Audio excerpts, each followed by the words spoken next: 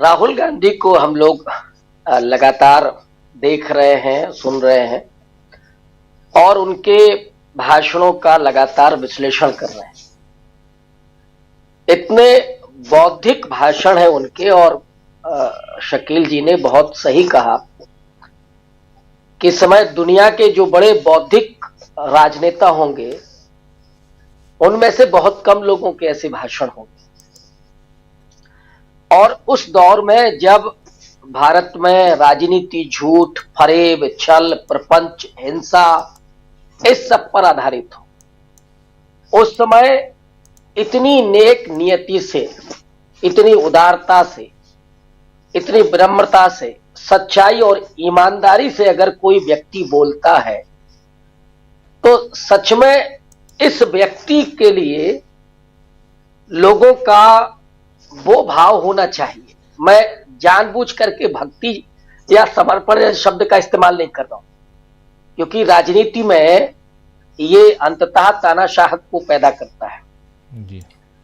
लेकिन लोगों का जो भाव होना चाहिए एक ऐसे नेता के प्रति, वो अब तो खैर दिखने लगा है, लेकिन अभी वो मोदी की जो भक्त मंडली है उसकी आंखें वो कुंभ में इतनी होने वाली मौतों के बाद भी नहीं खुलने वाली, ये मुझे पूरा यकीन है।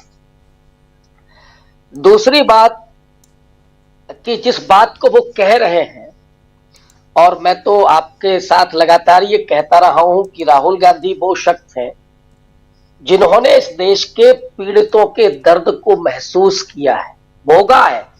महसूस करना थोड़े दूर की बात होती, लेकिन भोगा है खुद। और उस दर्द को जिस तरीके से वो व्यक्त कर रहे हैं, वो परिश्रम के दर्द को, वो यातना के दर्द को, वो हिकारत के दर्द को, अपमान के दर्द को, ये रूबरू है उनसे। इसलिए वो ज्यादा दलितों, पिछड़ों, अल्पसंख्यकों को समझ रहे हैं। और ये विनम्रता है राहुल गांधी की, बड़प्पन है कि वो ये कह रहे हैं कि मैं समझ रहा हूं। वरना सर्वज्ञ और नॉन बायोलॉजिकल प्रधानमंत्री हमारे पास हैं।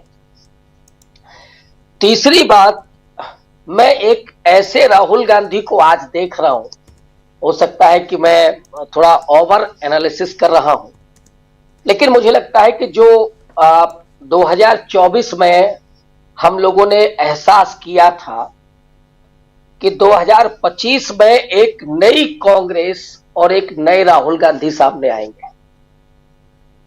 वो राहुल गांधी जो अपने विचारों के हिसाब से, अपने सिद्धांतों के हिसाब से और अपने जो राजनीति की समझ है उसके अनुसार वो अपनी पार्टी का एक तरह से रूप देंगे। और यही वजह है कि खुल करके वो उस बात को स्वीकार कर रहे हैं। ये जो आत्म स्वीकार का भाव है, एक तो जो बड़ा व्यक्ति होता है, माने जिसका दिल बड़ा होता है, वो व्यक्ति तो करता ही है, लेकिन अगर हम इसको राजनीतिक निगाह से देखें तो राहुल गांधी का ये भाषण उस लाइन पर जा रहा है कि एक नई कांग्रेस, और जो कांग्रेस दलित, पिछड़ों, अल्पसंख्यकों को, मुद्दों को सबसे ज्यादा सामने लेकर के जिसकी वो बात कर रहे हैं, चाहे जाति जनगणना का मुद्दा हो या आरक्षण को बढ़ाने की बात हो, ये वो लगातार कर रहे हैं। तो एक नए कांग्रेस की तरफ हम लोग बढ़ रहे हैं और हो सकता है कि कोई बड़ा चेंज हमको दिखाई पड़े। अभी केवल हम इस तरह के प्रेडिक्शन ही कर सकते हैं, लेकिन मुझे ऐसा लगता है। और तीसरी बात कि अभी मैं लौटा हूं गुजरात से, और मैं पहली बार गया भाई मोदी जी का गुजरात। हालांकि जो मैं सोचता था उससे बहुत अलग निकला, और मुझे लगा कि हम गांधी जी वाले और पटेल साहब वाले गुजरात में हैं, क्योंकि हम लोग यहां बैठ के कुछ और सोचते हैं। मेरा भ्रम दूर हुआ कि जो गुजरात है। साबरमती आश्रम में भी गया, और मैं जिस कार्यक्रम में गया था उस कार्यक्रम में मैंने ये महसूस किया कि अब गुजरात जैसा राज्य भी उस पूरे परिवर्तन के लिए तैयार खड़ा है, राहुल गांधी की सरपरस्ती में। पिछड़ों का ही कार्यक्रम था, तो वो जो चीज हमको दिखाई पड़ रही है, और गुजरात भुरभुरी जमीन पर खड़ा हुआ है। मुझे आश्चर्य हुआ कि इतना गुस्सा गुजरात में नरेंद्र मोदी और अमित शाह के खिलाफ। हमें तो लगता था कि उत्तर प्रदेश में इतना होगा, बहुत गुस्सा। और ये गुस्सा जब गुजरात में है तो फिर पूरे देश में वो चीजें हैं। तो एक नए कांग्रेस की तरफ, एक नए राहुल गांधी की तरफ ही नहीं, मुझे लगता है कि एक नए भारत की तरफ ये देश बढ़ रहा है, और जिसकी अगुवाई राहुल गांधी करते हुए दिख रहे हैं, और एक ऐसे नेता के रूप में जो बिल्कुल जनता के बीच से निकल करके, भले ही वो चांदी की चम्मच लेकर के पैदा हुए हों। देखिए, व्यक्ति जब बड़ा होता है और हम उसका विश्लेषण करते हैं, तो महान वो होता है कि जो बड़े जगह से निकल करके आए और सामान्य धरातल पर आकर की बात करें, इसको कहते हैं महानता। अब मोदी जी को देख लीजिए दूसरी तरफ, क्या दावा तो उनका है कि चाय बेचते थे, वो आज दिन में 3 बार सूट बदलते हैं, 1600 करोड़ के हवाई जहाज में चलते हैं, 8 करोड़ की गाड़ियों में चलते हैं। ये अंतर है राहुल गांधी की राजनीति में और नरेंद्र मोदी की राजनीति में जी। और जो हो रहा है चारों तरफ, कुंभ मेले से लेकर के, और मैंने गुजरात में भी देखा, एक भय का माहौल जरूर है, लेकिन गुस्सा है लोगों में। अभी भी आप देख लीजिए, आज ही जा चुके हैं लोग।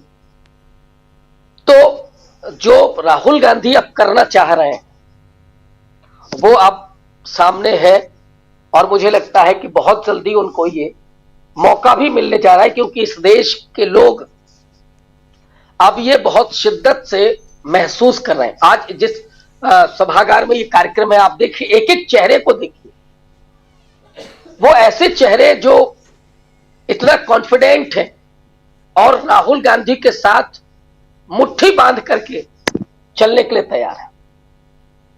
ये जब जज्बा लोगों में होता है, इसको लीडरशिप कहते हैं। वो मोदी के फेक नारे लगवा करके और अपने लोगों को खड़ा करके वो लीडरशिप नहीं होती।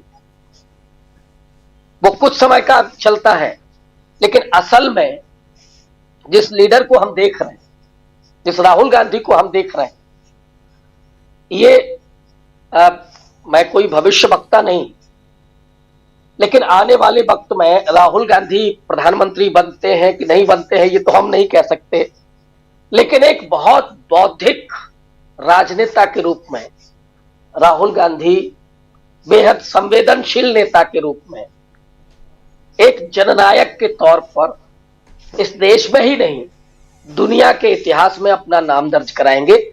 इसमें कोई मुझे शंका, शक नहीं दिखाई पड़ता। जी, बिल्कुल।